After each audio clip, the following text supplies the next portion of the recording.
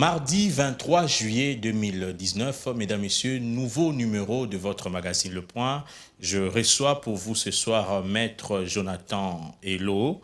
Il est avocat de profession et secrétaire général adjoint et porte-parole du parti politique Tous pour le Congo. Bienvenue, messieurs Hello. Merci, monsieur Mboma.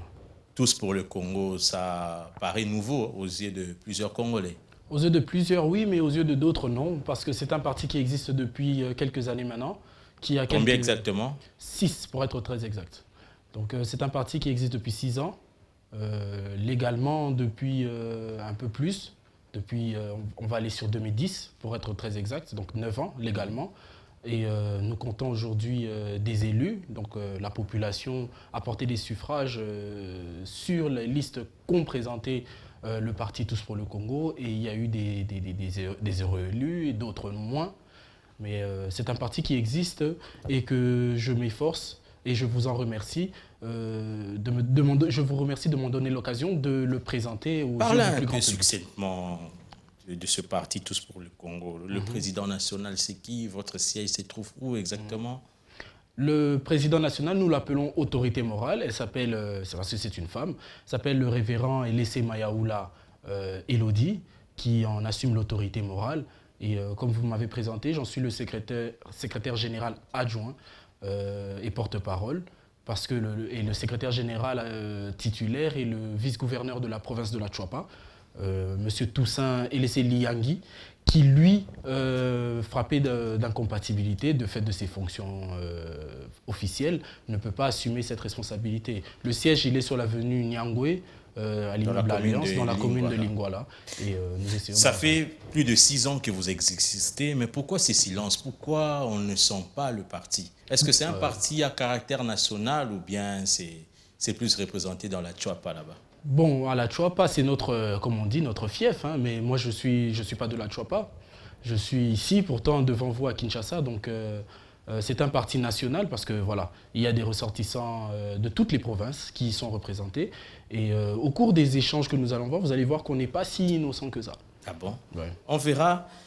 Bon, la prochaine question, c'est celle de savoir, j'avais reçu un homme des dieux une fois ici, et je lui avais dit que chez Dieu, le froid, ou bien on est froid, ou bien on est chaud. Ouais. Hein? Chez Dieu et dans la vie, c'est comme ça, de toute façon. Et en politique aussi, on n'est jamais neutre. Soit on est dans l'opposition, soit on est dans la majorité. Il faut faire partie d'une famille politique. Et Tous pour le Congo fait partie de quelle famille politique? Tous pour le Congo, et ça je vais vous répondre très franchement, Tous pour le Congo fait partie de ce qui s'appelle aujourd'hui la majorité, donc l'alliance FCC Cash, mais nous faisons partie précisément du FCC, notamment à travers l'AFDC allié, que j'ai l'honneur de représenter aussi quelque part ici. Vous faites partie de AFDC allié. Oui. Mais moi, je sais que le FDC allié a déclaré son autonomie, non, par rapport au FCC. Le président de ce regroupement et même candidat sénateur, il a dit que c'est maintenant un regroupement autonome. Mais comment vous, du FCC, du AFDCA, vous faites partie du FCC? Moi, je sais que l'AFDCA a signé une charte. Donc vous êtes parmi les rebelles. Est-ce que nous sommes les rebelles? C'est quoi la rébellion? Vous êtes rébellés contre votre autorité morale? Non, nous sommes dans une optique de respect des engagements. C'est-à-dire, lorsque vous avez signé des engagements, vous êtes tenu de les respecter. Lorsque nous avons signé le 17 mars avec l'AFDC et bien d'autres partis, une charte, un protocole d'accord, c'était pour appartenir à l'AFDCA et non à l'AFDC comme parti politique, d'où monsieur le sénateur Bahati était président. Plus tard, il l'a signé en tant que représentant du regroupement la charte du FCC. Nous avons respecté cet engagement et nous allons jusqu'au bout. Il n'y a jamais eu de décision de l'AFDC, et ça, je mets quiconque à défi. L'AFDC n'a jamais fait une déclaration de quitter le FCC. C'est le FCC qui a décidé de radier notre ancien représentant, qui est représenté et qui est remplacé aujourd'hui. Cette question est réglée par Madame l'honorable Néné Nkoulou, députée nationale pour son 2e mandat, président du groupe parlementaire et aujourd'hui, on peut le dire comme ça, président du regroupement AFDC allié. C'est une question, après M. Bahati ici va être candidat président du Sénat, c'est une élection interne qui ne concerne pas le regroupement. Mais au FCC, c'est M. Bahati Lukwebo qui représentait AFDCA. Qui représentait. Il a été Et radié. c'est lui l'autorité même morale de ces regroupements politiques. Non, il était autorité morale de son parti politique, président de notre regroupement. C'est en fait la nuance qu'il faudrait apporter. Il n'est pas Donc autorité vous êtes dans morale. la logique de ce qui s'est passé en 2015 avec le départ du G7. Non, c'est pas la même chose. Allons-y, on va essayer d'expliquer. En 2015, la même méthodologie était appliquée. On a monté certains députés nationaux des partis membres du G7 contre leurs leaders. On voit, pour ne pas citer le nom, on voit Bienvenu Lyotard contre José Ndundu, comme ça. Mais aujourd'hui, est-ce que vous êtes prêts, vous qui suivez l'honorable Néné Nkoulou, vous êtes prêts à soutenir quelqu'un qui se rébelle contre son président? Elle ne se rebelle pas contre son président, déjà pour commencer, parce qu'elle n'a pas fait un putsch. Elle a été désignée par la conférence des présidents qui est composée des partis ayant signé la charte du 16 mars, si ma mémoire est bonne. Et on ne peut pas dire qu'elle s'est rébellée contre qui que ce soit. Elle a juste pris, la politique n'aime pas, vous savez, la politique c'est l'horreur du vide. Vous ne pouvez pas comme ça quitter la table des négociations et espérer que cette table-là ne sera pas comblée. Ce qui s'est passé en 2015, c'était autre chose. C'était une prise de position compte tenu d'un contexte particulier. Et cette fois-ci aussi, c'est une prise de position? Non, là, ce n'est pas une prise de position. Là, la rébellion, elle vient de la même personne qui est passée sur vos antennes et celles de bien d'autres de vos confrères pour passer dire la loyauté, je la dois à Joseph Kabila. S'il désigne quelqu'un d'autre que moi, j'accepterai. Et cette personne-là qui revient 2 semaines après dire qu'il ne reçoit rien. La loyauté, elle est à ce niveau-là. La loyauté, quand elle est attribuée au plus offrant, ce n'est plus de la loyauté, c'est de l'opportunisme politique. Élisée Mounembwe s'est rébellée contre Olivier Kamitatou en 2015, mais finalement, elle a créé son parti politique. Mais pourquoi vous, qui êtes avec Madame Néné Nkoulou, vous ne créez pas votre parti politique? Vous ne prenez pas en charge? Non, mais pourquoi on va créer un parti politique alors que, vous savez, on va faire une petite analyse. Allez-y. L'AFDC a été créé comme étant un regroupement politique. Non comme un parti politique, non comme une plateforme politique. Quelle est la décision qui transforme un regroupement en plateforme? Le regroupement FDC. Il n'y en a pas. Il y a des gens qui sont partis, ils ont dit nous ne faisons plus partie du FCC, nous créons notre plateforme. Dans ce cas, ceux qui se sont exclus, ce sont ces personnes qui ont dit on arrête avec nos engagements unilatéralement. Et vous le savez comme moi que le FCC n'a pas de base juridique. Hein? Oui, mais vous savez comme moi que je suis avocat et je peux vous citer l'article 33 du Code civil livre 3 des obligations qui dit explicitement que les parties, les contrats, les conventions signées entre parties tiennent de loi pour eux. Donc c'est-à-dire le FCC, c'est vrai que ça n'a pas de personnalité juridique, mais le fait que nous ayons signé nous-mêmes, sans qu'on nous ait forcé, avec le consentement, le plein consentement, nous avons signé notre adhésion. Il y a des lois qui nous régissent dans ce cas et nous sommes tenus de les respecter. On ne peut pas venir comme ça dire ça n'a pas de personnalité juridique. Mais vous savez, au final, hein, moi je suis surpris parce que l'AFDC a excellé lors des élections. Et ça, c'est une introspection que nous allons devoir faire, nous qui sommes restés dans l'AFDC. Nous allons devoir faire cette au moins, vous le reconnaissez. Hein? Nous sommes restés dans l'AFDC, oui. Ceux qui sont partis sont connus. Nous allons faire cette introspection pour savoir qui a été élu, qui a été aligné comme candidat. La FDC a aligné beaucoup de candidats juste parce qu'ils étaient populaires et ces gens ne disaient jamais qu'ils étaient membres du FCC. Beaucoup d'observateurs ont été surpris d'apprendre que l'AFDC, certains élus particulièrement, faisaient partie du FCC. C'était à votre avantage. Justement, ce sont les mêmes personnes que vous avez vues hier. Vous cachez le visage de Ramazani Chadari sur leurs affiches. Ce sont les mêmes personnes qui aujourd'hui viennent vous dire nous ne sommes plus dans le FCC. Mais est-ce qu'ils l'ont déjà été? Idéologiquement, ils ne l'ont pas été. Donc il ne faudrait pas venir parce qu'on vous a refusé le poste du Sénat et venir parler au nom du peuple. Quel peuple? Le peuple que vous avez dupé en décembre et vous revenez en août. On n'est même pas en août, on est en juillet. Vous revenez en juillet et nous dire que ce n'est pas le peuple. Non, à un moment, il faut qu'on soit cohérent. Les hommes politiques ont passé leur temps à escroquer la population. Et beaucoup de ces escrocs politiques, passez-moi l'expression, sont aujourd'hui dans le camp de ceux qui disent qu'ils quittent le FCC. Alors que, en vrai, ils n'ont jamais reconnu être du FCC. Donc, vous savez, il y a de tout dedans. Mais il faut savoir distinguer le vrai du faux. Le vrai, c'est ceux qui étaient constants. Madame Néné Nkoulou, députée de Malimba Nkoulou, le pasteur Ilese Mayaoula, qui est notre autorité morale, ont dès le départ dit que l'AFDC, le TPC faisait partie du FCC. Ce n'est pas aujourd'hui, parce que ça tangue un peu, qu'on va venir dire... Vous avez dit que vous avez 3 députés provinciaux élus au niveau de la Tchoapa. De la Tchoapa, très exactement. Donc vous avez bénéficié du seuil de l'AFDC-A, seuil dont la grande partie était donnée par les candidats du FCC, de l'AFDC, du parti politique AFDC. Inverser l'assertion, parce que est-ce que nous avons bénéficié du seuil ou nous avons donné le seuil? Parce que quand vous avez une famille politique qui a 4 députés, ce qui est le cas à la Tchoapa, l'AFDC a 4 députés provinciaux, 3 sont issus de nos rangs, ce qui fait qu'aujourd'hui le vice-président de l'Assemblée provinciale, au niveau de la Tchoapa, le vice-président de l'Assemblée provinciale, le questeur, le rapporteur sont de nos rangs, le vice-gouverneur sont de nos rangs. Donc la question, vu que le seuil était provincial, la question qui se pose surtout, c'est est-ce que c'est pas nous qui l'avons donné? Je crois que la réponse à cette question... Au cas où on donnait un poste ministériel à votre parti, ce sera par rapport au poids politique.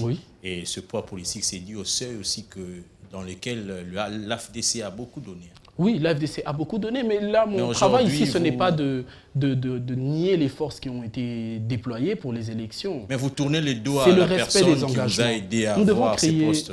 Vous savez, M. Mboma, vous avez créé un nouveau style de journalisme. Aujourd'hui, les jeunes journalistes qui finissent à l'IFASIC s'identifient à vous. Mais votre style ne doit pas être celui de Lukuku Sampa, même s'ils sont grands. Nous sommes une nouvelle génération. Nous ne devons pas nous inspirer forcément de ce qui avait été fait. Les hommes politiques ont excellé par leur inconstance. C'est-à-dire, on venait habillé en brebis pour venir alors qu'on était le loup. Et c'est ça qui se passe aujourd'hui. Vous avez des gens qui sont entrés dans l'Assemblée qui ne vous ont pas dit qu'ils étaient FCC. On a dû les surprendre, les prendre au fait. Et après, ce sont ces mêmes personnes. Mon travail, c'est de critiquer l'inconstance dans le chef de certains acteurs politiques, connus ou pas connus. Hier, Bati Lukwebo a déposé sa candidature au niveau du Sénat. Il était accompagné de plusieurs personnes, cadres de l'AFDCA. Et aujourd'hui, je sais que l'AFDCA a plus de 15 partis politiques en son sein. Aujourd'hui, vous qui êtes maintenant avec Mme Koulou, vous avez combien de partis politiques? Nous avons combien de partis? Comme ça, de mémoire, je peux vous répondre qu'il y a 8 partis politiques. Sur 16? Sur les 16. Sur les 15. Moitié, presque. Non, c'est 8 partis sur 15. Parce que je vais apporter un nouveau élément. Allez-y. Parmi les signataires du protocole d'accord de l'AFDC du 16 mars, il y a un parti qui s'appelle Autre Vision pour le Congo. AVC, représenté par un certain M.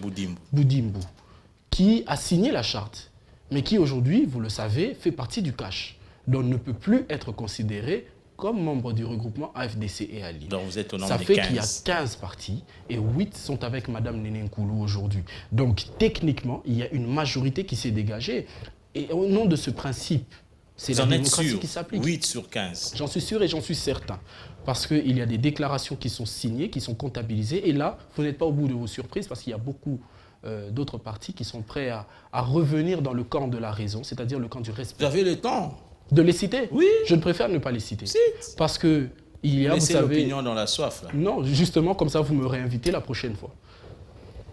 Donc, vous soutenez Mme Néné Nkoulou. Est-ce qu'il a de la chance? Il ne va pas finalement, après cette législature, créer son propre parti, comme Élisée Mounemboué, comme Liota Bienvenue, comme tous ces gens-là qui ont, disons, tourné les dos à leur président en 2015? Vous savez, Mme Néné Nkoulou a aujourd'hui un problème que beaucoup de personnalités politiques ont. C'est que c'est une femme. Aujourd'hui, j'aimerais lancer un appel aux jeunes. Nous sommes en train d'assister à une révolution qui ne dit pas son nom. Il y a une femme qui a été élue députée nationale et qui aujourd'hui... Ce n'est pas la seule femme élue. Ce n'est pas la seule femme aujourd'hui députée nationale. Il y en a 50, très exactement. Mais c'est la seule femme qui prend la tête d'un des plus grands regroupements politiques. Les femmes ont souvent été cantonnées. Si vous avez vu une femme diriger un parti, un regroupement politique de cette envergure, n'allez pas chercher loin. C'est soit... la femme de l'autorité morale, ou il y a forcément des accointances pour qu'on puisse mieux la contrôler. Mais Mme Néné Nkoulou est en train de faire ce que pas beaucoup de femmes osent faire. Est-ce qu'elle a cette capacité-là de diriger ce grand regroupement? En tout cas, elle a été élue 2 fois, en 2011, et réélue. Et aujourd'hui, on parle d'elle, on parle de ce qu'elle fait. Donc, quels sont ses points forts? Quels sont ses points forts? C'est que c'est une femme, premièrement, qui a une vision, qui a le respect de ses engagements, qui est tenu par la loyauté de ses engagements. Vous savez, en politique, un aîné m'a toujours répété, en politique, vaut mieux être loyal que savant. Vous ne pouvez pas construire votre carrière politique sur des bifurcations idéologiques, des changements de pied, des saltos arrière. Non, il faut être cohérent et surtout être logique dans la loyauté que l'on apporte. Et non pas aux personnes, mais aux idéaux. Aujourd'hui, Mme Néné Nkoulou est en train de faire un combat, pas contre M. Bahati. Le sénateur Bahati, c'est notre autorité morale. Il a été avant. Et donc nous allons, moi si je le croise aujourd'hui, supposer qu'il entre dans ce plateau, je lui dirai bonjour honorable sénateur, bonjour président. Pas parce que c'est mon président actuellement, parce qu'il l'a été au moins une fois. Donc nous lui devons ce respect-là et nous allons le lui donner. Le combat, ce n'est pas contre lui. Le combat, c'est contre les hommes politiques versatiles. Les hommes politiques qui disent oui le matin et qui disent non le jour. Quand nous avons signé la charte du FCC, nous connaissions les règles du jeu. Nous savons que l'autorité morale déciderait et que ça ne peut pas toujours être en faveur. Mais vous ne trouvez pas que M. Bahati avait raison finalement, vous avez 44 députés nationaux. 41. 41 au niveau de l'Assemblée nationale. Donc, la deuxième force politique au sein du FCC, c'est quand même logique qu'il demande le poste de président du Sénat. Vous savez, c'est Bobby Kennedy qui disait... Au lieu de le donner à un indépendant. Bobby Kennedy disait... Qui n'a jamais été élu député national. Si, il a déjà été élu en 2006. Bobby Kennedy disait, si vous n'êtes pas capable d'accepter qu'on vous refuse quelque chose, alors ne demandez rien. Lorsque nous avons demandé à l'autorité morale du FCC de porter son choix sur les 3 candidatures que nous avions présentées à l'époque, je crois qu'il y avait l'honorable Moussissi, l'honorable Bahati et un troisième dont le nom m'échappe. Lorsque nous avons proposé ces candidatures, nous savions très bien qu'on pouvait nous dire non. On pouvait nous dire non, on choisira quelqu'un d'autre. Mais pourquoi on avait demandé? Parce qu'on voulait quoi? Obliger l'autorité morale du FCC à faire ce que nous voulions faire. C'est un peu égoïste, il me semble. Parce que en vertu du principe, vous savez, il y a un autre fait que j'aimerais relever. Allez-y. Sur les listes des candidats gouverneurs, il n'y a qu'un seul qui a été élu sur une liste AFDC. Ce n'est pas moi qui le dis, vous pouvez consulter les listes telles que publiées par la CENI pendant l'élection des gouverneurs. Celui du Kasaï central. Celui du Sud Kivu, qui a été élu sur un ticket avec l'UNC. Martin Kabouya était sur la liste AFDCA. Ah, là vous m'apprenez, donc ça fait 2. Tout simplement 2. Tous les autres qui ont été élus vice-gouverneurs l'ont été élus pour certains sur des listes PPRD, d'autres sur des listes. Donc, mais il n'y a pas tout ça. Pourquoi? Parce que c'était au nom du poids politique. Donc dans la globalité, le poids politique est strictement respecté. Monsieur Bahati pouvait dire, ok, quand vous ne me donnez pas la présidence, donnez-moi la première vice-présidence. Parce que je reste la deuxième force politique. Je ne suis pas devenu la première force politique. Néné Nkoulou fut commissaire au niveau de la province du Tanganyika, à moins que je me trompe. Mais quel est son bilan aujourd'hui pour que vous puissiez aujourd'hui dire qu'elle sera capable de diriger ce camp recoupement? Non, vous savez, les fonctions que chacun a occupées participent à son expérience. Les commissaires spéciaux, à l'époque, ont eu un sérieux problème de compréhension légale d'abord des textes. Donc là, vous acceptez tacitement qu'il y a eu beaucoup d'erreurs dans sa gestion? Non, pas dans sa gestion, dans la gestion des commissaires spéciaux, dans leur nomination, dans leur fonctionnement. Ils ne savaient pas à qui ils étaient redevables, à qui... Il y a eu un beau cafouillis autour de cette histoire, mais qui a été très vite rattrapé parce qu'on a eu les élections gouvernementales plus tard. Il s'est retrouvé aussi vice-gouverneur. Oui, et aujourd'hui... Son bilan? Son bilan a fait qu'elle a été réélue députée nationale. C'est déjà... Qu'est-ce qu'elle a fait là-bas à Malemba Nkoulou dans le Tanganyika? Ça, je vous suggère d'inviter les habitants de Malemba Nkoulou parce que c'est eux qui ont voté pour elle. Il ne faut pas l'oublier, c'est que Mme Nkoulou ne tient pas sa légitimité des hommes. Comme président du groupe parlementaire? Non, c'est nous qui lui avons imposé d'être notre présidente. Aujourd'hui, l'élection au niveau du Sénat, ce sera le samedi prochain. Supposons que Bahati Lukwebo passe président du Sénat. Vous allez regretter? Est-ce que nous allons regretter? Non, parce que c'est le jeu politique. Mais est-ce que c'est probable? Vous avez 84 sénateurs qui étaient derrière Tamoué Mwamba hier. Lorsque M. Bahati clame haut et fort qu'il est la plus grande force, il a quoi? 13 sénateurs? Et même que ce chiffre-là n'est pas très certain, il faut bien le vérifier avec ce qui se passe actuellement au regroupement. Donc je peux vous dire que les chances de sa candidature sont minimes. Mais bon, après, il assume ses convictions et je crois que c'est un point à son actif, mais vous allez voir que ça sera une tempête d'eau dans un verre d'eau. Faire une précision, Malemba Nkoulou, c'est dans le Haut-Lomami. Ce n'est pas dans les Tanganyika. Voilà.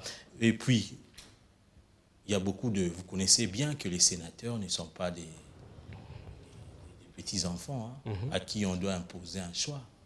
Je donne un exemple à part ça parce que c'est quelqu'un qui connaît, qui a fait plusieurs années au Sénat, le sénateur Mokolo Apombo. Est-ce que vous pensez vraiment qu'il va voter pour M. Tambo? Est-ce que vous pensez qu'il ne peut pas, qu'il pourra voter pour Modeste Bahati, qui est un dissident à sa famille politique?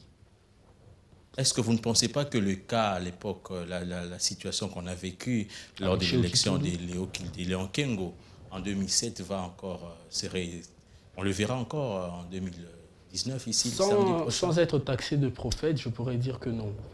On est dans deux situations différentes. Mais il y a deux contextes la majorité différents. présidentielle Et même à l'époque, la majorité présidentielle à l'époque avait aussi la majorité comme vous aujourd'hui, le FCC. Oui. Et M. Kengo n'appartenait pas à l'opposition non plus. Donc la question, c'est est-ce qu'il ne venait pas de la majorité déjà lui-même? Bahati n'est pas dans l'opposition, c'est un indépendant comme Kengo. Vous êtes dans la majorité selon qu'on vous a invité. Un parti ne peut pas se décider sous les arbres. Mais Bahati, il est candidat indépendant. Il est candidat... AFDC, mais il n'est plus avec vous. Donc, oui, donc il est candidat indépendant face à 84 sénateurs. Écoutez, c'est vrai que la politique, c'est l'art du tout est possible. Mais soyons quand même dans le tout est rationnel, tout est calculable aujourd'hui. Qu'est-ce qui vous rassure que le ticket FCC va gagner? Est-ce qu'il y a aujourd'hui un doute sur la majorité parlementaire? Mais bon, après, ça ne me gêne pas trop d'en parler parce que mais je pense qu'on pourrait parler d'autres choses parce que c'est le même débat qui revient à chaque élection. Quand il y a eu une élection de gouverneur de Kinshasa, il y a eu le spectre chez Okitundu. À l'élection de Mme Mabunda, il y a eu le spectre chez Okitundu. À l'élection d'Evariste Bochab, à l'époque, il y avait ça aussi. Récemment, Mende, avec 22 députés provinciaux du FCC, mais Lambert Mende a échoué, il n'a eu que 7 voix. Le problème du Sankourou est analysé bien plus profondément parce que si je vous demande, vous en tant que journaliste, de me fournir une déclaration du FCC qui soutient expressis verbis M. Moukoumadi ou M. Mende, vous n'en trouverez pas. Donc il s'agissait surtout d'une querelle interne qui a mal tourné, ce qui n'est pas le cas au Sénat aujourd'hui. Donc vous êtes sûr? Donnez-nous un peu, quelles sont les chances du ticket FCC? Le ticket FCC, 100%. Qu'est-ce qui vous fait dire ça? Ce qui me fait dire, c'est la composition que je vois. Aujourd'hui, nous n'avons pas les mêmes sénateurs qu'en 2006. Et aujourd'hui, c'est d'autres personnalités qui ont d'autres visions, qui ont une autre réalité, qui ont d'autres affinités. Faudrait pas se méprendre. Vous ne prenez pas cette position parce que vous vous dites que vous n'êtes pas fort, vous n'avez pas cette force-là de contredire ce que dit le FCC ou comment? Non, mais contredire ce que dit le FCC, c'est quoi? C'est dire non. Vous êtes sans ignorer qu'au sein du FCC, il y a des partis ou des regroupements forts, comme le PPRD allié, qui a 2 postes au niveau du Sénat. Le premier vice-président et les rapporteurs. Oui, parce mais que... vous, au sein de Tous pour le Congo, vous n'avez personne. L'AFDC, qui est resté avec Néné Nkoulou, il n'y a personne. Il n'y a personne, vous êtes Donc sûr? vous n'avez... C'est ça la question qu'il faut se poser. Est-ce que vous êtes sûr qu'il n'y a personne? Bon, de toute façon, le ticket, j'ai appris de sources sûres que le ticket fera le tour des regroupements. Ils ont commencé aujourd'hui par le regroupement Est-ce qu'au sein AAB. du FCC, il y a vraiment la démocratie? Est-ce qu'en République démocratique du Congo, il y a la démocratie? Oui. Au sein du FCC, il y a une discipline. C'est-à-dire, donc il n'y a pas de démocratie. Donc si l'autorité morale impose... Vous savez, lorsque tout le monde a signé la charte, il était écrit que l'autorité morale est l'arbitre de toutes les décisions. Donc c'est pour ça que vous verrez que la lettre, M. Bahati n'a pas présenté sa candidature d'abord au Sénat, il a présenté d'abord à l'autorité morale à travers un mémo qu'il a dûment présenté. Donc il faut aujourd'hui reconnaître qu'il y a des règles qui nous régissent. Ces règles ont été acceptées par tous. Ce n'est pas parce que les règles ne vous plaisent pas qu'en plein match, vous pouvez arrêter, vous dégagez le ballon dans la tribune et vous dites, voilà, moi je quitte le terrain. Non. Vous avez souscrit pour ces règles et vous allez continuer à jouer. Comme le vice-gouverneur de la province de la Tchouap a réitéré son appartenance au FCC. Oui. Il a eu peur parce que s'il ne réitère pas... Non, il est logique, il est cohérent face à ses engagements. On risque de l'investir de là. Non, mais en fait, ce serait pure logique. Donc la démocratie, ce serait... les postes qui... Non, la démocratie, ce serait que tous ceux qui ne se sentent pas d'accord puissent quitter les postes parce qu'ils ont été obtenus dans le cadre de l'alliance FCC-AFDC. Donc la logique voudrait que celui qui est gouverneur, en dehors peut-être des députés nationaux Ça, on peut mettre à côté, provinciaux et nationaux, mais les gouverneurs, les vice-gouverneurs, les présidents de l'Assemblée provinciale, vous pouvez partir parce que vous estimez que vous n'êtes pas... D'accord, vous me citez l'exemple de G7, mais qu'est-ce qui s'est passé? Les Kamitatou et autres... bon, Kamitatou, il a été renvoyé, mais il y en a beaucoup qui avaient démissionné de leur poste. La tête haute? Oui, la tête haute, parce qu'ils pensent qu'ils ne sont pas d'accord. Ceux qui disent non, on ne va pas nous invalider, restons, on va attendre ce qui va se passer. Soyez cohérents avec vous-même, chers messieurs. Donc, vous n'avez pas eu le culot là de démissionner. Non, nous n'avons pas trouvé l'opportunité de démissionner. Parce que vous savez, au-delà de tout ça, le perdant, c'est le peuple congolais. Pendant que vous êtes dans les salons ici, à Chouapa, à Befale, à Kataroukombe chez moi, ou comme qui dirait à Kapataratita, il y a des Congolais qui souffrent. Et il faut apporter des réponses à ces Congolais. Vous savez, il y a un an, vous m'aurez reçu sur ce plateau, on ne serait pas en train de parler de Bahati, on serait en train de parler de est-ce que Joseph Kabila va se présenter ou pas. Le 23 juillet de l'année passée. Pour arriver au 8 août, apprendre qu'en fait, il ne se représente pas.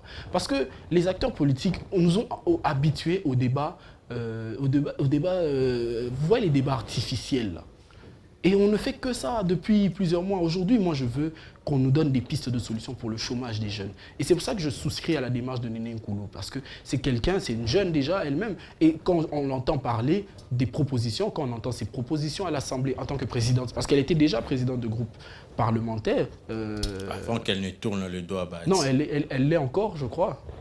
Donc elle a jamais été démise de ses fonctions-là. Mais M. Bahati a proposé Mme Adel Kaïnda.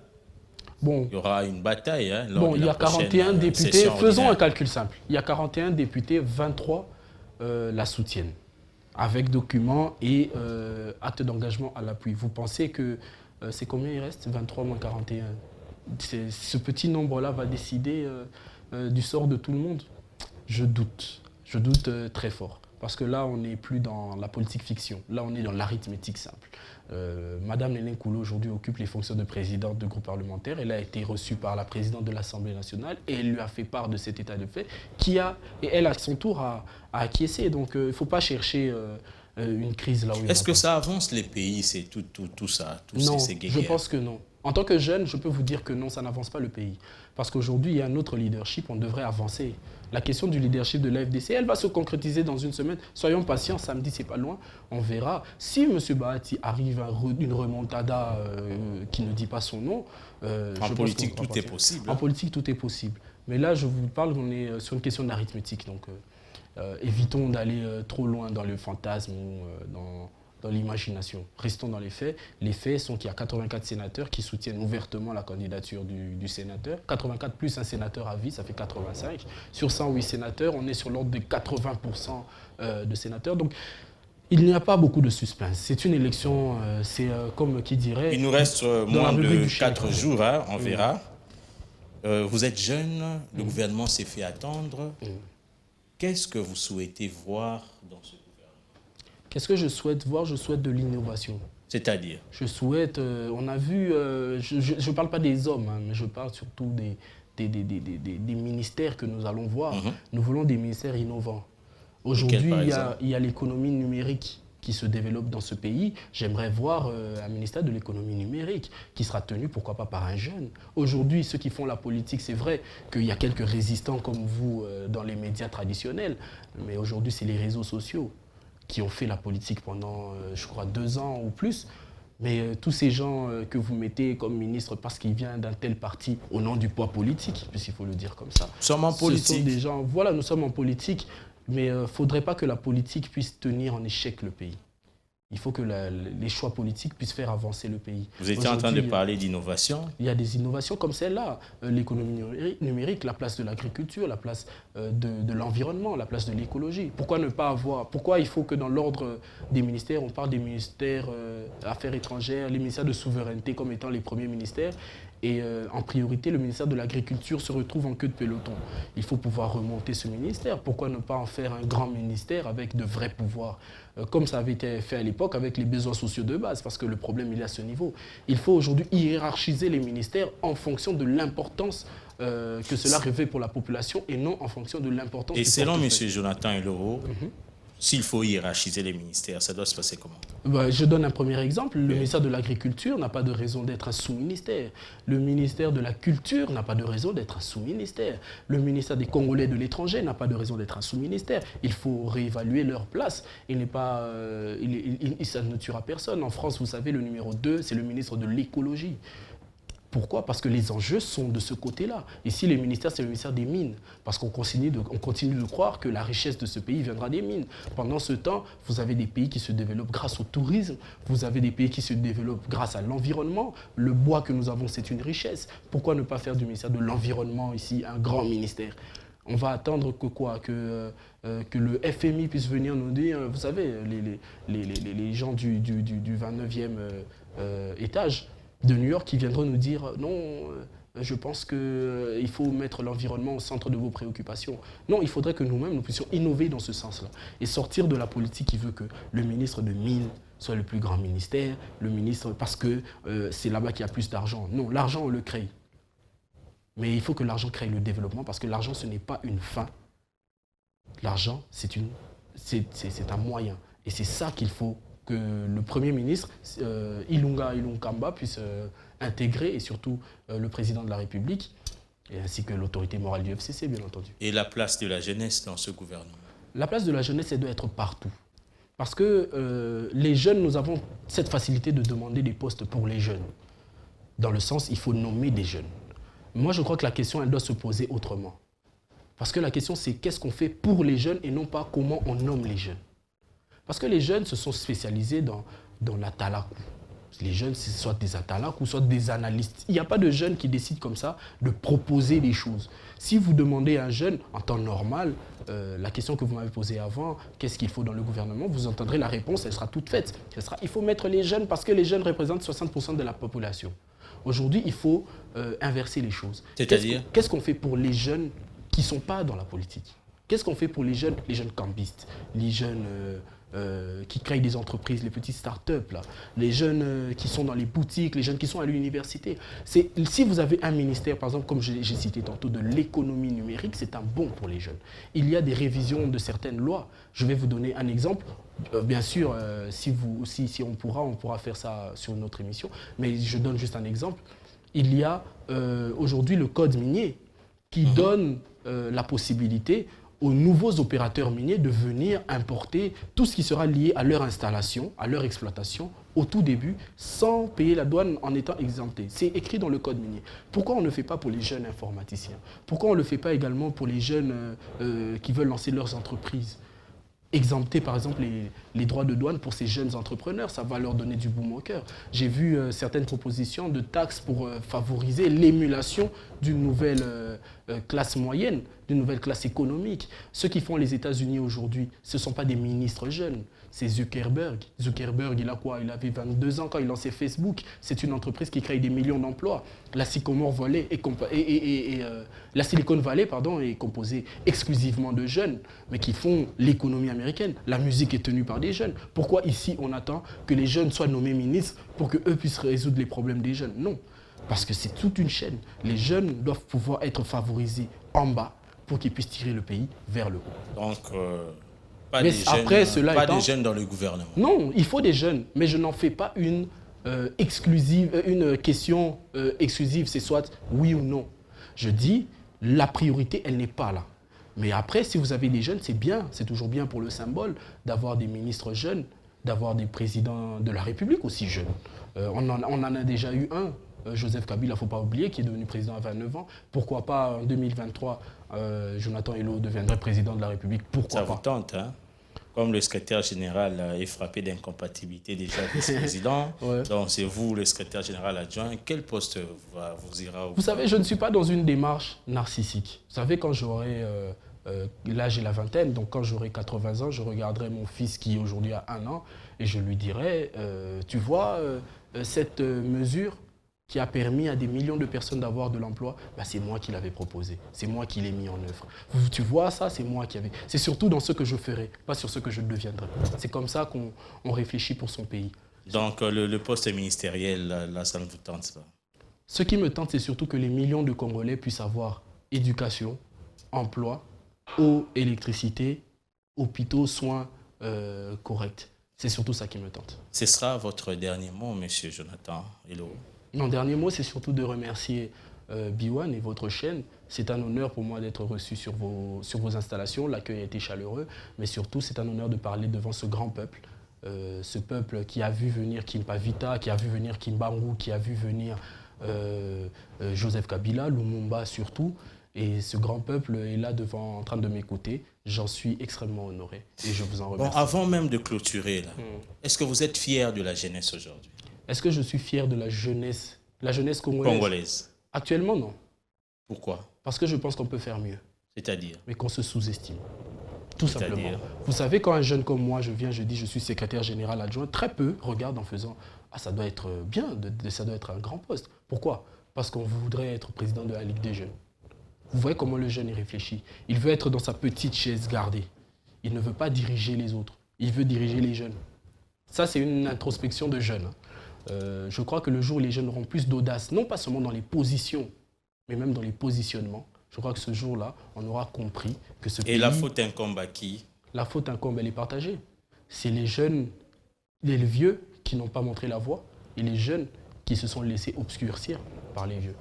Donc elle est partagée. Vous êtes aujourd'hui secrétaire général adjoint. Qu'est-ce que vous avez fait pour enlever toute cette obscurité-là? Déjà, nous sommes là sur votre plateau. Vous reconnaîtrez que ce n'est pas donné à tout le monde, c'est un plateau quand même prestigieux.